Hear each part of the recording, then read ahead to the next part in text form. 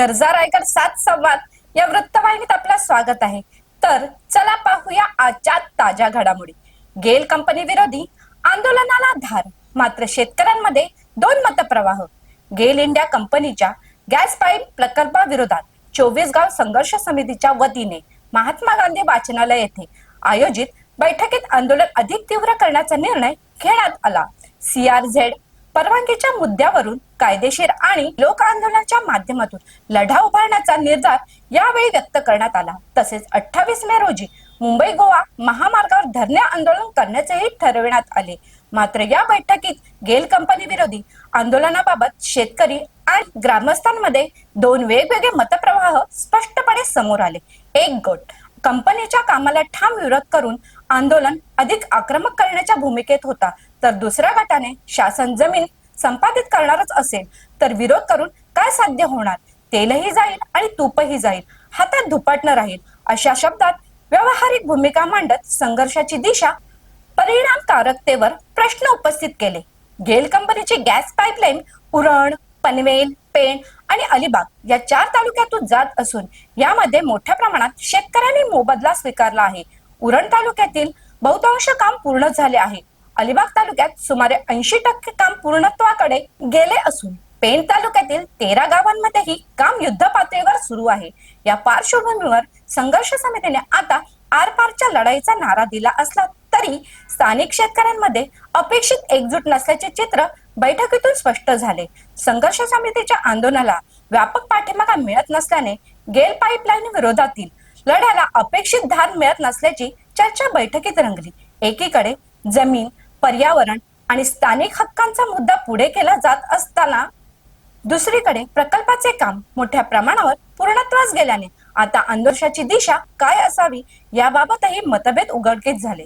या बैठकीला 24 गाव संघर्ष समितीचे अध्यक्ष काशीनाथ पाटील यांच्यासह अशोक मोकल, नंदा मात्रे, राजन झेमसे, हर्षल पितळे आदी पदाधिकारी आणि शेतकरी उपस्थित होते। आज गेल बाधित शेतकऱ्यांनी असा निर्णय घेतलेला आहे 28/5/2026 रोजी जो गोवा नॅशनल हायवे आहे तो रोखण्याचा आज आपण निर्णय घेण्यात येत आहे। मी 13 गावं बाधित आहेत शेतकरी, त्या बाधित गावातील ग्रामपंचायतींच्या सर्व सरपंचांना नम्र विनंती करीत आहे की 28 तारखेला जे आपण ज्यांच्या शेतातून जातोय तेच बाधित आहेत असं नाही। प्रोपेन वायू हा अति ज्वलनशील वायू आहे आणि जरी आमच्या शेतातून जर जात असेल तर तुम्हालाही त्याचा धोका आहे। आणि CRZची परवानगी असताना CRZ म्हणजे समुद्रमार्गे नेण्याची परवानगी असताना सुद्धा जिथं आपलं गावठाण आहे म्हणजे आमच्या घरांच्या जवळून ही पाईपलाईन चाललेली आहे त्याला आमचा पूर्णपणे विरोध आहे। CRZचा क्लिअरन्स असताना, समुद्रमार्गे पाईपलाईन नेण्याचा क्लिअरन्स असताना ही पाईपलाईन मात्र मानवी वस्तीतून, गावातून आणि शेतकऱ्यांच्या सुपीक जमिनीतून नेण्यात येत आहे।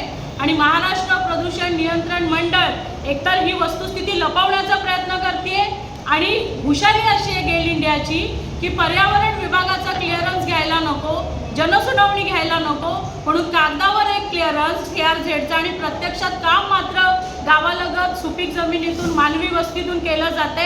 याला आमचा विरोध आहे। 13 मे 2026 रोजी ही माहिती आम्हाला मिळाली आणि म्हणून आता आमची अशी मागणी आहे की क्लिअरन्सनुसार CRZ मधून न नेता मानवी वस्तीतून नेली जाते, तर याचा सामाजिक सर्वेक्षण अहवाल आणि पर्यावरणीय जनसुनावणी घेऊनच संपूर्ण प्रक्रिया पार पाडून ती पर्यावरण मंजुरी घेऊन ही पाईपलाईन नेण्यात यावी अशी आमची मागणी आहे। अन्यथा CRZ क्लिअरन्सनुसार समुद्रमार्गे नेण्यात यावी अशी सुद्धा आमची मागणी आहे। आणि जर हे काम स्थगित झालं नाही तर 28 तारखेला आपण मुंबई गोवा महामार्ग रास्ता रोको सर्व ग्रामस्थ करणार आहोत। तर अशाच अनेक ताज्या घडामोडी पाहण्यासाठी गरजा रायगड 7 संवाद या वृत्तवाहिनीला सबस्क्राईब करून बेल आयकॉनवरती क्लिक करा। धन्यवाद।